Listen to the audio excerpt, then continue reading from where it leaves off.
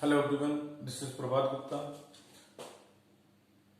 हमने इससे पहले एक इम्पोर्टेंट टॉपिक डिस्कस किया था, that is internal resistance of a cell. Now internal resistance की वजह से जो सेल का एक्चुअल ईएमएफ है वो कम हो जाता है, जिसको हम पोटेंशियल डिफरेंस कहते हैं। देखिए, अब एक्चुअली अगर हम बात करें तो इसके कुछ स्पेशल केसेस बचते हैं, जिसमें कि हम फर्स्ट केस डिस्कस कर सकते हैं when there is no current. अगर सर्किट में कोई करंट फ्लो नहीं कर रही है, I is equals to 0, in that case terminal potential difference B is equals to E minus I R. E minus I R से सर्किट ओपन है, circuit is open like this. This is the internal resistance small r, this is the external resistance capital R, the EMF of the cell E, the potential difference, current is flowing I, this is the potential drop across the external resistance B. Okay. B is equals to E minus I R. तो देखिए, जब current नहीं है तो इसका मतलब circuit broken है तो करंट कितनी हो गई? 0। तो E minus 0 into R, so B is equals to E। तो जब सर्किट ओपन है तो हम कह सकते हैं कि टर्मिनल पोटेंशियल डिफरेंस E होगा, और ये terminal potential difference maximum value होता है जब कोई करंट किसी सर्किट से नहीं पास हो रही है। तो अगर देखिए किसी सर्किट से कोई करंट पास नहीं हो रही है तो उस समय अगर हम टर्मिनल पोटेंशियल डिफरेंस मेजर करते हैं तो वो एक्चुअल ईएमएफ की वैल्यूज के इक्वल होता है। सेकंड केस अगर हम बात करते हैं करंट फ्लो कर रही है, अब ये सर्किट फिर से ऐसी बन गया। अब अगर करंट फ्लो कर रही है, in that case B is equals to E minus I R. इसका मतलब क्या है? E में से कुछ सब्ट्रैक्ट हो रहा है, तो इसका मतलब ये होगा B is always less than E। तो देखिए, जब भी हम एक्सटर्नल रेजिस्टेंस लगाएंगे करंट फ्लो करेगी, और करंट फ्लो करेगी तो इस केस में I is not equal to 0। I नहीं 0 हो रहा है, इसलिए आप बोल सकते हैं कि terminal potential difference is always less than it's EMF. Okay, ये दो स्पेशल केस हो गए। इसके बाद आती है characteristics of a cell. Characteristic of a cell में पहला ग्राफ है। कैरेक्टरिस्टिक्स मतलब ग्राफ बनाने होते हैं हमें। तो देखिए, फर्स्ट ग्राफ है हमारा E versus capital R। E versus capital R में क्या है कि आपसे ये पूछा जा रहा है कि ग्राफ कैसा बनेगा। तो ध्यान रखिएगा, एक्सटर्नल रेजिस्टेंस हम लोग खुद से ऐड करते हैं। एक्सटर्नल रेजिस्टेंस जब हम लोग खुद से ऐड कर रहे हैं तो ये तो कुछ भी हो सकता है, और ईएमएफ सेल की अपनी प्रॉपर्टी होता है। ओके, जिसकी वैल्यू को हम लोग करंट के 0 होने पर टर्मिनल पोटेंशियल डिफरेंस की मैक्सिमम वैल्यू के से कंपेयर करते हैं ना। तो ईएमएफ एक्सटर्नल रेजिस्टेंस पर डिपेंड नहीं करेगा। तो अगर हम इसका ग्राफ ड्रॉ करें तो graph will be like this. This is capital R, this is EMF. तो यहां पर जो ये E है सेम रहेगा, रेजिस्टेंस आप वेरी करते रहिए। सेकंड ग्राफ है B वर्सेस R। अगर टर्मिनल पोटेंशियल डिफरेंस और एक्सटर्नल रेजिस्टेंस के बीच में ग्राफ बनाया जाए तो देखिए, we know that B is equals to I R. इसके अक्रॉस करंट I पास हो रही है, तो terminal potential difference I into R होगा।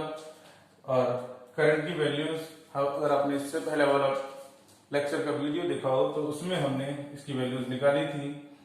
I is equals to E upon R plus R। इसको थोड़ा सिंप्लीफाइड तरीके से भी लिख सकते हैं, E upon 1 plus R over R। Okay, अब यहां पर हम ये कह सकते हैं if R is equals to 0, r is equals to 0, तो ये वाली टर्म 0 हो जाएगी, 1 प्लस 0 0 हो जाएगा। So b is equals to e। Okay, and r is equals to, sorry capital R लेना था, r इज इक्वल्स टू 0, तो b इज इक्वल्स टू, देखिए कैपिटल R 0 है तो r अपॉन 0 इंफिनिटी हो जाएगा, 1 प्लस इंफिनिटी इंफिनिटी होगा, e upon infinity 0 होगा, तो टर्मिनल पोटेंशियल डिफरेंस 0 होगा।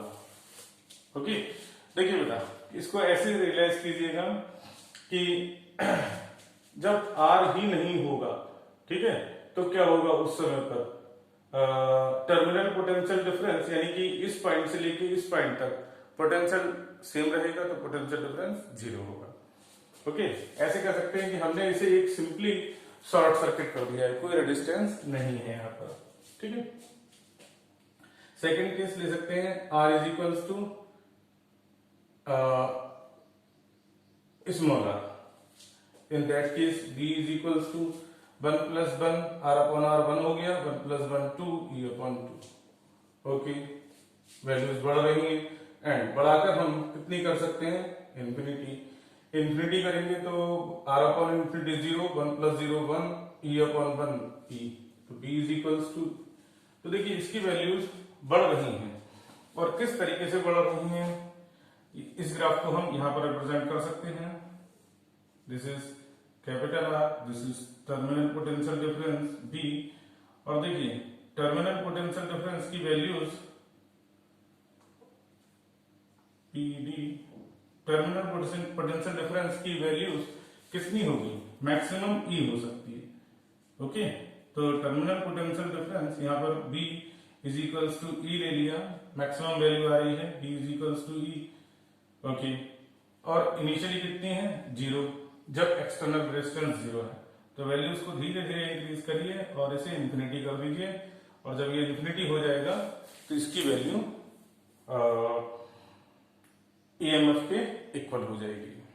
तो ये दो ग्राफ हो गए हमारे पास, जिसमें कि हम टर्मिनल पोटेंशियल डिफरेंस और एक्सटर्नल रेजिस्टेंस के बीच में ग्राफ बनाते हैं। यहाँ पर EMF और एक्सटर्नल रेजिस्टेंस के बीच में ग्राफ बनाया जा रहा। And now the third case, अगर हम ग्राफ ड्रॉ करें potential difference and current B and B versus I। Okay, देखिए इक्वेशन होती है हमारी V is equals to E minus IR, तो इसे हम ऐसे भी लिख सकते हैं V is equals to minus R into I plus P, और इसको हम कंपेयर कर सकते हैं Y is equals to mx plus C से। देखिए EMF ऑफ द सेल ये तो कांस्टेंट रहेगा, सेल की अपनी प्रॉपर्टी, R इंटरनल रेजिस्टेंस ये भी सेम रहेगा, करंट और टर्मिनल पोटेंशियल डिफरेंस ये चेंज होते रहेंगे, it will depend on the external resistance. तो अगर हम इससे कंपेयर करें तो ये कंपेयर हो जाती है, तो इसका मतलब क्या है, हमें एक स्ट्रेट लाइन मिलने वाली है, this is I, this is B। Okay, तो स्ट्रेट लाइन का जो स्लोप है that is minus R। Minus R ये रिप्रेजेंट करता है कि इसका जो स्लोप होगा वो 90 से ज्यादा होगा, ऑब्ट्यूज एंगल बनाएगा। ओके, सो यहां पर आप ये कह सकते हैं tan थीटा, अगर ये एंगल थीटा है तो theta is equals to minus R, क्योंकि आप जानते हो m is equals to tan theta, तो tan theta is equals to minus R। Okay, तो यहां पर देख सकते हैं कि करंट की वैल्यू जब 0 थी तो पोटेंशियल डिफरेंस कितना था, जब करंट की वैल्यू 0 है, देखिए यहां पर करंट की वैल्यू 0 होगी, तो इसका मतलब क्या है, इस पॉइंट पर पोटेंशियल डिफरेंस कितना होगा, E होगा।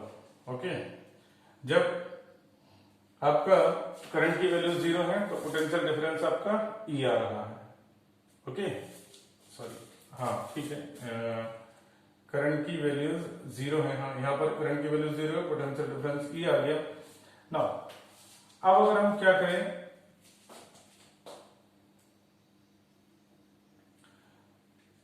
अगर हम पोटेंशियल डिफरेंस को जीरो करें तो उस केस में करंट की मैक्सिमम वैल्यूज कितनी आ रही है, यहां पर हम इस फार्मूले में पुट कर सकते हैं B is equals to 0 minus R I plus E. तो यहां से वैल्यूज आ जाएंगी R इज इक्वल्स टू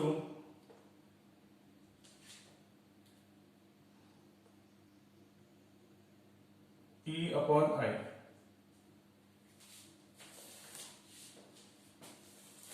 तो ये ग्राफ हो गया हमारा। यहां पर हम थोड़ा सा चेंज कर सकते हैं क्योंकि ये देखिए B और I यहां पर थोड़ा सा वो हो गया B और I। देखिए बाई एक्सिस जो होती है वो आपकी ऊपर होती है, एक्स एक्सिस नीचे होती है। तो आप यहां पर कंपेयर करेंगे तो V ऊपर ही जाएगा, I नीचे आएगा। तो अगर हम बात करें यहां पर तो देखिए यहां पर जब आपकी करंट की वैल्यू जीरो है, करंट की वैल्यू जीरो है तो आपके पैरामीटर सब चेंज हो जाएंगे। सो